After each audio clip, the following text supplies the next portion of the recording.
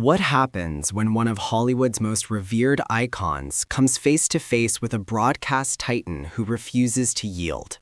You are about to witness the precise moment Brenda Cross pushed the boundaries too far, igniting an on-air firestorm that left producers scrambling and a nation of viewers stunned. This is the chronicle of how a standard promotional interview spiraled into televised anarchy and why Alice Mercer's reaction shifted the paradigm forever. Before we descend into the chaos, ensure you subscribe and share your perspective in the comments, because trust me, you will have an opinion on this. The atmosphere in the studio was already suffocating as Alice Mercer settled into the guest chair opposite Brenda Cross. The lenses were focused, the gallery was full, and what was intended as a routine press tour was about to mutate into something unrecognizable. Mercer had arrived to unveil her latest directorial effort, a raw, intimate film exploring family trauma and redemption. But Brenda had a different agenda. Leaning forward, wearing that signature smile that never quite reached her gaze, Brenda struck. Your new picture tackles heavy burdens, dysfunction, abuse, generational scars. It makes one wonder if you are pulling from your own history here. Mercer shifted, maintaining her poise but clearly blindsided by the frontal assault. Well, Brenda, all artists draw from their experiences in some capacity. The narrative spoke to me because I believe many families struggle with communication and understanding across generations. Right, Brenda pressed, her tone sharpening into aggression. But I am speaking of your family specifically. Your relationship with your mother was complicated, wasn't it? The whole incident with that gunman, the way your mother handled your career as a child, it had to leave some scars. The studio fell into a noticeable hush. Even Clara, seated at the far end of the table, exchanged a worried glance with Jenny. This was not the direction anyone had anticipated. Mercer's jaw tightened almost imperceptibly. Brenda, I appreciate your interest, but I am here to talk about the film and the important themes it explores. The characters in this story are fictional, and while all art comes from somewhere personal, I think it is more valuable to focus on what audiences can take away from it. Oh, come on, Brenda interrupted, waving a dismissive hand. You cannot hide behind the art when you are putting your own trauma on screen for everyone to see. I mean, your mother essentially pimped you out to Hollywood when you were just a kid. That is what child stars go through, right? And then when that obsessed fan tried to kill a president to impress you, where was she then? The words hung in the air like a physical slap. The camera operators continued rolling, but you could see the uncertainty in their movements. This was live television, and things were spiraling fast. Mercer's voice remained steady, but there was steel beneath it now. Brenda, I think you are confusing an interview with an interrogation. My mother was a single parent doing her best to support 4 children. She protected me throughout my career and helped me make choices that allowed me to grow into the person I am today. Protected you? Brenda let out a sharp laugh. Is that what we are calling it? Because from where I am sitting, it looks like she threw you to the wolves and counted the money. And now you are making movies about family trauma. The connection seems pretty obvious to anyone paying attention. The other co-hosts were now visibly uncomfortable. Clara started to interject. Maybe we should... No, let me finish, Brenda cut her off, turning back to Mercer with renewed intensity. I think our viewers deserve honesty. You have built this image of yourself as this private, dignified actress, but you are really just another damaged child star who has never dealt with her issues, and now you are projecting them onto your work and expecting us all to celebrate it. Mercer stood up slowly, removing her microphone with deliberate calm. The studio was dead silent now, the kind of silence that makes every small sound echo. Her voice when she spoke was quiet, but carried to every corner of the room. Brenda, I have been in this industry for over 50 years. I have worked with directors, actors, and journalists who understand the difference between curiosity and cruelty. What you are doing right now isn't journalism, it isn't entertainment, and it certainly isn't professional. Oh, so now I am unprofessional, Brenda's voice rose, her face flushing red. I am asking the questions that everyone else is too scared to ask. That is what real journalism looks like, Alice. Maybe you've been surrounded by yes men for so long you have forgotten what an actual interview feels like. Mercer turned to face the camera directly, her Oscar-winning composure intact despite the chaos around her. To anyone watching who has survived trauma, who has built something meaningful from difficult experiences, don't let anyone reduce your story to their entertainment. Your journey belongs to you. She turned back to Brenda, and her next words would echo through social media for weeks to come. And to you, Brenda, I hope someday you learn the difference between being provocative and being cruel. There is a reason people trust me with their stories, and there is a reason they are starting to question whether they can trust you with theirs. The camera caught everything, Brenda's face cycling through confusion, anger, and what might have been a flicker of shame. The other co-hosts sat frozen, unsure whether to intervene or let the moment play out. In the control room, producers were frantically discussing whether to cut to commercial, but the compelling nature of what was unfolding kept them glued to their seats. Brenda recovered first, her media training kicking in even as her judgment seemed to abandon her completely. "Trust me with their stories?" Brenda's voice dripped with sarcasm as she leaned back in her chair, clearly doubling down on her aggressive approach. "Please, you have been hiding behind carefully crafted responses and PR speak for decades. I am trying to have a real conversation here, but you are treating this like some kind of royal audience where we are all supposed to bow down and ask softball questions." Mercer remained standing, her hand resting on the back of her chair. The power dynamic in the room had shifted completely.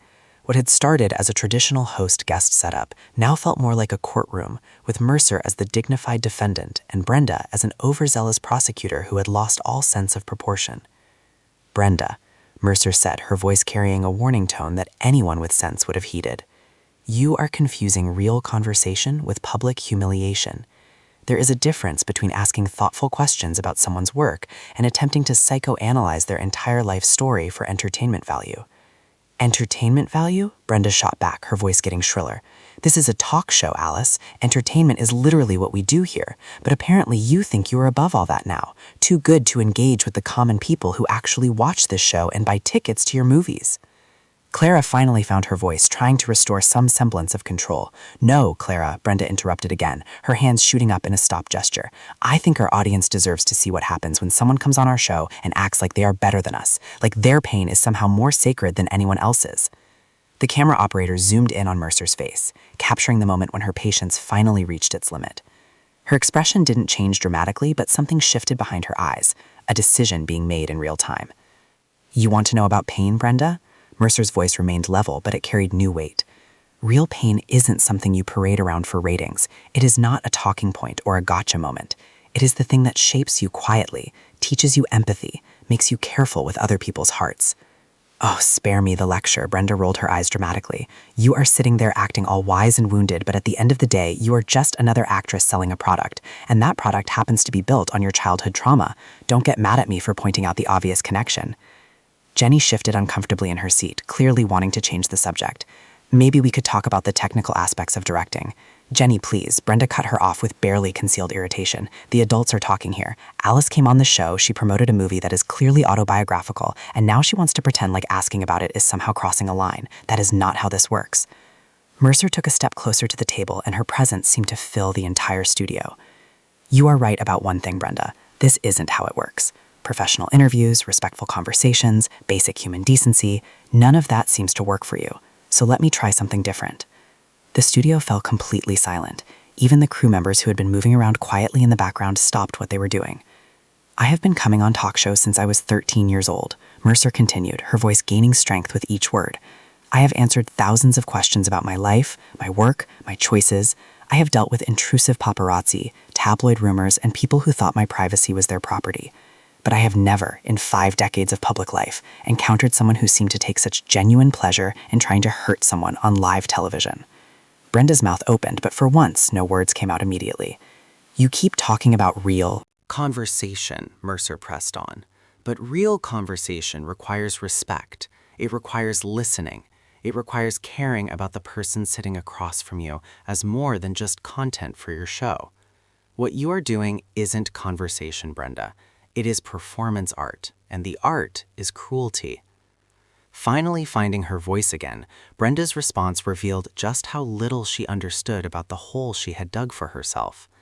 "Oh, so now I am cruel because I asked hard questions? Because I don't treat celebrities like they are made of glass? Sorry if I burst your bubble, Alice, but this is the real world. People have opinions about your life, whether you like it or not." Having opinions and weaponizing someone's personal history for television drama are two very different things, Mercer replied. And the fact that you cannot see the difference explains a lot about why this show has become what it has become. The comment hit like a physical blow. Brenda's face went red, and you could see the exact moment she decided to abandon any pretense of professionalism entirely. What this show has become? Brenda's voice rose to near shouting level. This show has been successful for over 25 years. We have interviewed presidents, Nobel Prize winners, every major celebrity in the world. And now some actress who hasn't had a hit movie in a decade is going to lecture me about television? The insult hung in the air, and everyone in the studio knew Brenda had just made a massive mistake. Mercer's filmography spoke for itself. Her recent directorial work had been critically acclaimed, and attempting to diminish her career accomplishments was both factually wrong and professionally suicidal. Mercer smiled for the first time since the interview began, but it wasn't a warm smile. You know what, Brenda? You are absolutely right. I haven't had a hit movie in a decade. I have been too busy directing films that matter, working with actors who understand their craft, and building a body of work that I am proud of. You are right that I am not used to this kind of treatment. In my world, people show up prepared. They treat each other with basic respect, and they understand that their job is to serve the audience, not their own ego. My ego? Brenda stood up now, abandoning her host chair and stepping into the open space between the table and Mercer. You are the one who walked onto my set acting like you are too good to answer simple questions about your own movie. I answered your questions, Brenda.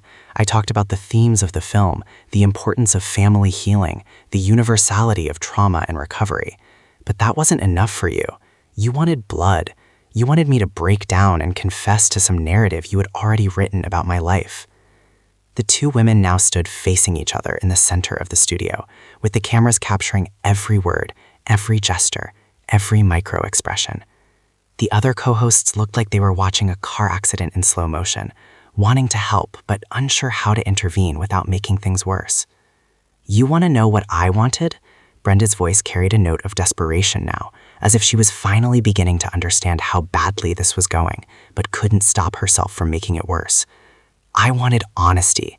I wanted someone to finally admit that Hollywood is built on damaged people, selling their pain to audiences who eat it up. I wanted you to stop pretending like you are above it all. Mercer's response would become the most quoted moment of the entire exchange. Brenda, Mercer said, her voice cutting through the tension like a blade. The difference between us is that I have never pretended to be above anything. I have acknowledged my struggles, I have grown from them, and I have used them to create something meaningful. You, on the other hand, are using other people's struggles as weapons, and you are doing it because you think it makes good television. That is not honesty. That is exploitation. The words landed with devastating precision. Brenda's face cycled through emotions so quickly the cameras could barely keep up. Anger, confusion, defiance, and something that might have been recognition of the truth. Exploitation? Brenda's voice cracked slightly. I have spent my entire career giving people a platform to tell their stories. I have fought for women's rights, social justice, political accountability. Don't you dare stand there and lecture me about exploitation. Then why? Mercer asked, taking another step closer. Are you so determined to tear me down instead of building something up? Why is your first instinct to hurt rather than help? If you really cared about social justice, wouldn't you want to use this platform to discuss the real issues the film addresses, instead of turning my personal life into a spectacle? For the first time since the interview began, Brenda seemed genuinely at a loss for words. The question hung between them, and viewers could see her struggling to find an answer that didn't prove Mercer's point. Clara seized the moment, trying to restore some order. Maybe we should take a breath here. No, Mercer interrupted gently but firmly. I think Brenda wanted a real conversation, and I think she deserves to finish it. Brenda, why are you really angry? What is this actually about? The question was delivered without malice, almost therapeutically, and it seemed to crack something open in Brenda that she hadn't intended to reveal. You want to know what this is about? Brenda's voice was quieter now, but filled with a different kind of intensity. It is about watching people like you coast on talent and privilege, while the rest of us have to fight for every scrap of attention. It is about sitting here day after day, entertaining housewives and retirees, while actors like you get to make important art and act like you were saving the world. The admission was more honest than anything she had said during the entire interview, but it also revealed the petty motivations behind her attack. Mercer's expression softened slightly, as if she finally understood what she was dealing with. Brenda, I understand feeling undervalued. I understand the frustration of working hard and feeling like it goes unrecognized. But taking that frustration out on guests isn't going to solve anything. It is just going to make people stop wanting to work with you. Like you are never going to work with me again, Brenda shot back. But there was less venom in it now, more defensiveness. I don't know, Mercer replied honestly. That depends on whether you can learn from this moment or whether you are going to double down on the behavior that created it. Brenda looked around the studio, seeming to notice for the first time how silent everything had become. The audience was watching with rapt attention, but there was no energy of entertainment anymore, just the uncomfortable fascination of watching someone self-destruct in real time. You think you are so much better than this show, Brenda said, but her heart wasn't in the attack anymore. Than this format, than these questions, than me? I don't think I am better than anything, Mercer replied. I think I deserve basic respect, just like you do, just like everyone in this audience does. The difference is I am not willing to compromise that respect for ratings or drama or whatever it is you think you are accomplishing here. Jenny finally found the courage to speak up. Maybe we could discuss the positive aspects of the film, the hope it offers to families dealing with— Stop, Brenda snapped, turning on her colleague. Just stop trying to fix this. You all sit there every day nodding along with whatever guests want to talk about, never pushing back, never asking the real questions. At least I am trying to do actual journalism here. Is that what you call this? Mercer asked, and there was genuine curiosity in her voice. Because from where I'm standing, it looks like you are having a public breakdown and using me as your emotional punching bag. The words were delivered so calmly, so clinically, that they seemed to echo in the silence that followed. Brenda opened her mouth to respond, closed it, opened it again, and then seemed to deflate entirely. You know what? Brenda said finally, her voice barely above a whisper. Maybe you are right. Maybe I am having a breakdown. Maybe I am tired of pretending that what we do here matters when people like you make it clear that you think you are slumming it just by showing up. Mercer's expression was immediate and unexpectedly compassionate. Brenda, what you do here can matter. This show reaches millions of people every day. You have the opportunity to educate, to inspire, to bring important conversations to people who might not have access to them otherwise. But you cannot do that if you are more interested in tearing people down than building them up. Easy for you to say, Brenda muttered, sinking back into her chair. You get to pick your projects, work with whoever you want, make art on your own terms. I have to fill 5 hours of television every week with whatever walks through that door. Then make it count, Mercer said, her voice gentle but insistent. Make every interview matter. Ask questions that serve your audience, not your own frustrations. Use your platform to elevate people instead of diminishing them. The studio was completely silent now. Even the crew had stopped moving, everyone sensing that they were witnessing something unprecedented. Brenda sat in her chair staring at her hands, while Mercer remained standing in the center of the space. Finally, Brenda looked up at the cameras, seeming to remember that millions of people were watching this unfold live. We will be right back, she said quietly, and then louder, we need to go to commercial. But the director didn't cut away. Whether it was technical confusion or a deliberate choice to Let the moment play out. The cameras kept rolling as Brenda turned to Mercer one last time. I am sorry, she said. And for the first time in the entire interview, her words seemed completely genuine. You didn't deserve this. None of this was about you, and I am sorry you got caught in the crossfire of whatever this was. Mercer nodded slowly. Thank you for saying that. And Brenda, for what it is worth, I hope you find what you are looking for. Just try to find it without hurting other people along the way. With that, Mercer collected her purse and walked off the set, leaving Brenda sitting alone at the table, while Clara, Jenny, and the rest of the panel tried to figure out how to salvage what remained of the show. As the cameras finally cut to commercial, viewers were left with the image of Brenda Cross sitting in stunned silence, finally understanding the cost of her approach to journalism, and perhaps for the first time in years, questioning whether the entertainment value was worth the human cost. What did you think of this explosive confrontation? Was Brenda Cross completely out of line, or was she just doing her job as a tough interviewer? Drop your thoughts in the comments below, and make sure to subscribe for more behind-the-scenes stories that show what really happens when the cameras are rolling. The truth is often stranger and more dramatic than fiction.